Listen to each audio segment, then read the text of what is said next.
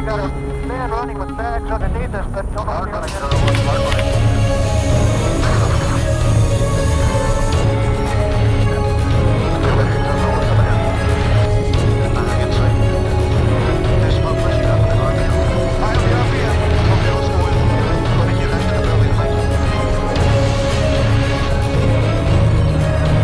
I want to give a shout out to A.I.M and Masterminds Entertainment. Keep doing good.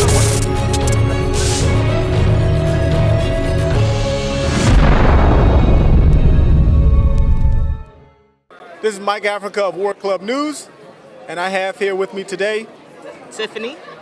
Tiffany is going to tell us a little bit about some causes that we're working on because of the injustices happening with the system and the police, and she's going to talk a little bit about the 3 girls that were drowned by the police in Florida.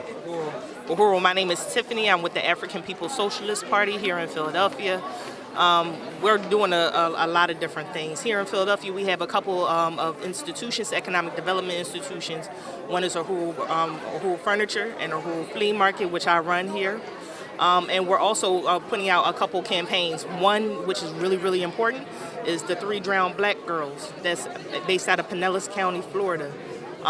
Basically what happened, 2 15-year-olds and 1 6-year-old were driving while black, minding their business, and they were pursued by the cops at high speeds.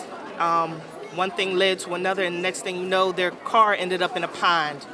There was 17 first responders at the pond at the time of the crash, and they let those girls drown. So right now we are fighting for justice for the 3 girls and fighting to go ahead and get rid of the leadership of the police down in Pinellas County, Florida. So we are bringing up Kunde Mwambita. She is the mother of Dominique Battle right here. We're bringing her to Philadelphia on June 8th. She's going to be at Uhuru Furniture and Collectibles at Broad and Parish. It's a 7 o'clock program. For more information, please Google 3 Drowned Black Girls or visit the website 3drownedblackgirls.org. Uhuru. Now, I have a question for you because too many times we get these situations where these police are killing people and no punishments are being handed out to them. That's colonialism. That's colonialism. That's imperialism at play. Where white power and imperialism. They feel like they have power over our lives, but they don't. And that's where the power of organization and fighting back against the state plays a critical role. And if folks watching this feel like they don't have any power, you get with an organization and you mobilize toward overturning the state. Thank you, Tiffany. Thank you, Uhuru.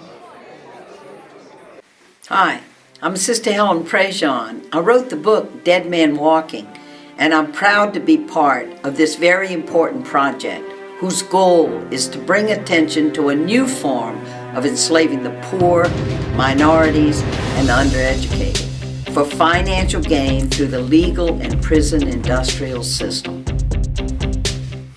This is Michael Africa from Warclub News, and I'm here with the legendary Russell Shoatz III. Oh, thank you, brother. It's good to be here with the legendary Mike Africa. His father is the legendary Russell Shoatz, and I want to ask Russell a couple of questions. Yes. What's happening with your father's case right now? So what's happening with my dad's case right now is that we have just got him off of solitary confinement, and we sued the state of Pennsylvania and the DOC literally for millions and millions of dollars, but of course the DOC and the state says we don't have millions and millions of dollars. All we have is $99,000 and 99 cents, and that's how the state kind of awards you stuff. Now, if they are handing out an award, they must be admitting that they were wrong about something. So they admitted that they were wrong for keeping him in solitary confinement because that's what the case was based on, torture and solitary confinement over long periods of time. And so the state conceded that, yes, we kept him in the hole for all of these years, but we want to make a deal where we basically let him out of the hole. We'll let him out of the hole immediately, but also we'll give you some small penance for your time in the hole, but we most importantly need you to sign this contract saying that you won't organize in prison again. So that is the agreement. And so my father signed that agreement. Okay. And so now it's tough for him to do the work, have interviews, do phone stuff with people, talk to certain activists inside the prison. He's kind of quarantined off in a general population part of the prison. It's not the whole, but it's kind of where some mentally ill people are. Do you think he regrets the decision? Regrets the decision to sign the... Oh, that's a great question. I think it's a catch-22 for him. I don't think he regrets the decision. I just think that he didn't want to have to sign something saying what he wouldn't do in order to get out of it. But at the same time, he had to leave that on them so that they could know that they were wrong. Yes. I like it. Yeah. Well, I have one more question. Okay. How are you feeling? I'm feeling great, and the reason why I'm feeling great is because I'm at the first, and hope this is the annual MOVE conference. So I'm putting this out into the universe that this shouldn't be a one-time thing. We have to do this again because the story is multi-layer, multi-fold, intergenerational, and Mike has children, so the original MOVE members have grandchildren, so this story needs to continue and this event needs to continue because it's a great event. You should be here. My man. Love you, bro. Thank you. This is Mike Africa Jr. reporting Warclub News.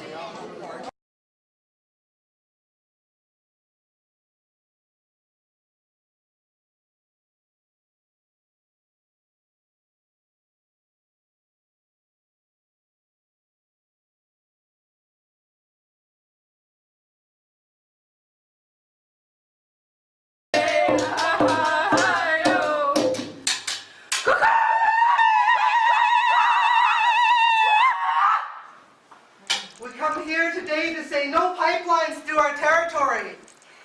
That's our war dance song. We as the Suwamic women of our nation protect and defend our territory, and we are called in when it's the last resort. And we say no to the pipeline. We say no extraction. We say no to everything that you're doing here, especially to the government that's come to come and speak to the elected chiefs in council of this area. We speak for the water. That's why we're here, is for the sacred water. Because with this pipeline crisscrossing through our territory, it's going to create damage. Where there's pipelines, there's spills. And our Secwepemc territory is one of the biggest territories in BC. It's the biggest territory that the Kinder Morgan pipeline will be crossing through, or proposing to cross through. And we say no, that's our message here to everybody. To the non-Native people from government and for our own people that are here at this table. We say no pipeline, no to Kinder Morgan. We come here in unity with all the Indigenous people across the whole continent that's fighting this pipeline.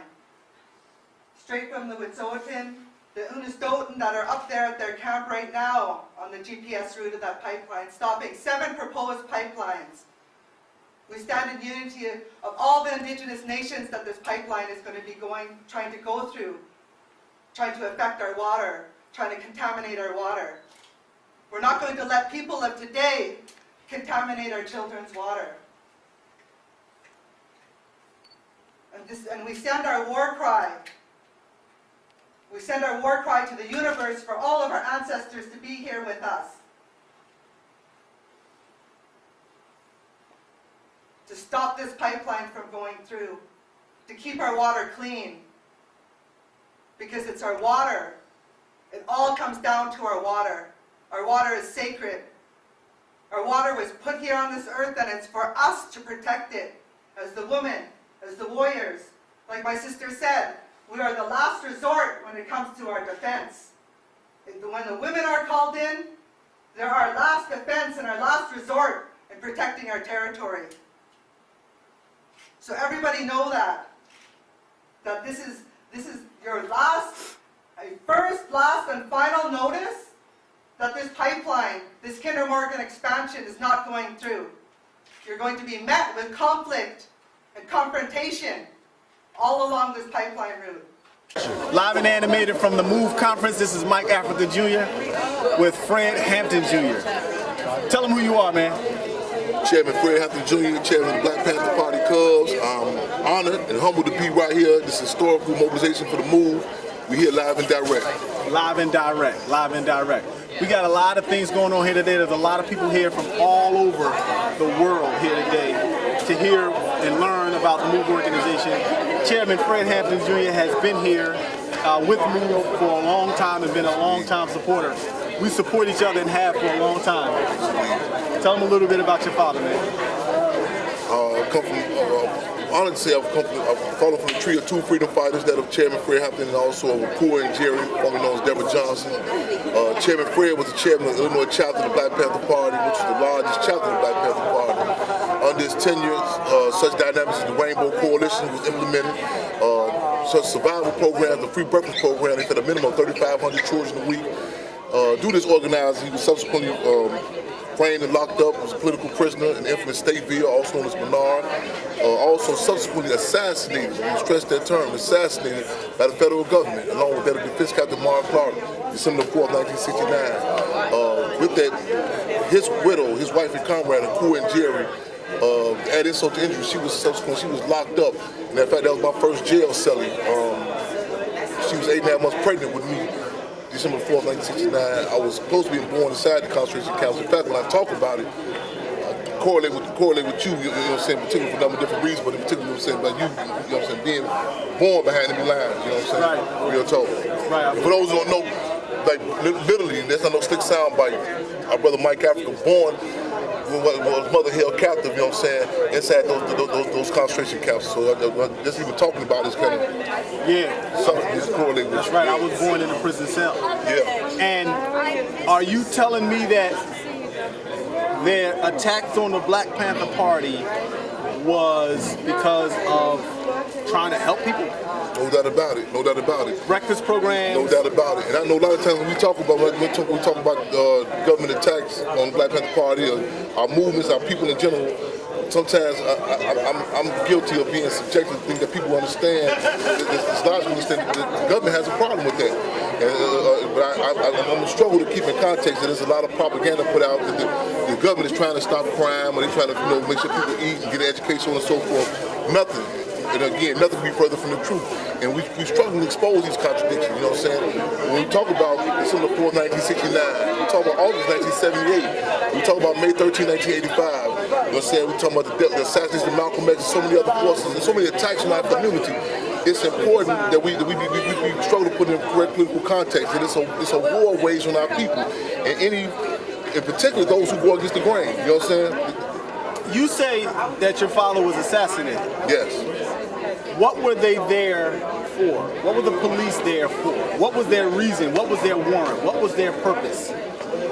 Technically, the Chicago Police Department had a warrant to search the home late November around noon in the daytime. What were they searching for? The actual deal was they searching to take out Chairman Fred. This was later exposed. The initial front was they trying to see if any weapons in the house, so on and so forth. But what was exposed is they came with a mission to murder. The Chicago police were armed with a diagram of the house so detailed they even knew what pack of cigarettes would be inside the house. This had a diagram supplied to them by agent provocateur by the name of William O'Neill. They went so far as to put Seconal, a knockout drug, inside the Kool-Aid of Chairman Fred the night prior. In fact, when we had the second autopsy to bring his body back up, it was discovered there was enough Seconal to technically knock a horse out. You know what I'm saying? So when they came, even the trajectory of the bullets was all towards the head where Chairman Fred was laying there. And Defense Captain Mark Clark was also assassinated. So they came with a mission to murder. They came with a mission to murder. Yes, indeed. It's reminiscent of the August 8th attack on MOVE, where cops admitted to shooting in corners where they heard babies crying. No doubt, no doubt. So their intention was to wipe out. Wipe out. And wipe out, not only wipe out for that particular day, but to do it in a strategic type of way, to send a message of terror to terrify the masses for future generations, kind of like during the era of chattel slavery, when a pregnant sister ran away from the plantation, not just to go out there and kill and capture her, but to bring her back in front of the masses and slit that pregnant stomach open, stomp that fetus to death, and it's for future generations to distill fear. The way Chairman Fred was assassinated, the way the Fitzgerald Markov was assassinated, look at the pictures of Delbert Africa, 1978 being brought out. The attacks, the continuous attacks, is designed to send a message. Do not attempt to emulate these actions. In fact, don't even go as far as to even speak about or remember these actions. Let's switch gears a little bit. We're seeing different TV shows and movies, Underground. There's a lot of movies like the TV show Underground, I'm a Star. There's these TV shows coming out, and they're trying to shed light on black struggles. They say we just had a black president. They say that we black people have accomplished and overcome a lot of adversity, and we are better off now than we were 20, 30, 40, 50 years ago. What do you say to that? I think it's a tactic to keep the people complacent. It's kind of the tactic I'm speaking about is to relate to every respective generation that you made progress, you come this far, you know what I'm saying, and how bad things used to be. It's kind of similar to the tactics like we do the colonial schools. They tell you, well, high school is going to be better, the college is going to be better. But you go through these procedures, and by the time it dawns on a lot of people, like, damn, all this is garbage. You know what I'm saying? A lot of people end up going to the graveyard, you know what I'm saying, with it just hitting them, if ever hitting them at all. And so again, it's important. It's an analogy that Malcolm X talked about. Malcolm X say, if you're at the back of a plane, someone's at the front of a plane, and you're bragging about how the plane is increasing the height, negating the fact that you stood at the back of the plane. You know what I'm saying? That's a problem. So it needs to be put in context to like even the so-called progress. You know what I'm saying? That people talk about. You know, we got this, we got that. The black people sit in front of the bus and so forth. You put it in the context of what's happening. In fact, even if you want to speak subjectively, you listen to some of the speeches that we heard before, some of the issues that people back in the day were addressing. The miseducation in schools, the political prisoners, to the point that some of the same exact names, how the old saying goes, the only names have changed, and in many cases the names have not even changed. Well, that's Fred Hampton Jr., Chairman Fred Hampton Jr., giving you the information raw and uncut. Can I say one more thing too? Let me say this too. I think sometimes we know about how the state is continuing to attack us. I cannot reiterate enough. I'm talking about the importance that people understand, to be very clear. There is present day resistance. Again, there is present day resistance. A lot of times people don't want to talk about it to become a safe subject. Say, well, okay, I knew about it back then. But let the record reflect. You know what I'm saying? The resistance is happening right now. This is evident of it. You know what I'm saying? For those who missed yesterday, get out here today and tomorrow. It's going down now. Do not wait to begin. You're saying that in relation to things like Martin Luther King wasn't accepted, but now they accept him in schools. But they watered down his message. Let the state tell it was one speech he did. Let the state, it was one speech he did. You know what I'm saying? But they won't tell you about the letter that was written from the Birmingham jail. None of that. No, let them tell you he did one speech, you know what I'm saying? So again, we can that goes back into the complacency and we have succeeded. All that, you know what I'm saying? Did you continue on the plantation? No, continue to resist. House niggas. Real talk. Continue to resist. Shake the plantation up. This is Warclub News. Mike Africa and Chairman Fred Hampton Live and direct. Making history, taking history, and taping history. Live and direct inside the Warclub. Yes, sir. Real talk. Yes, indeed. We here. Yes, indeed. Man.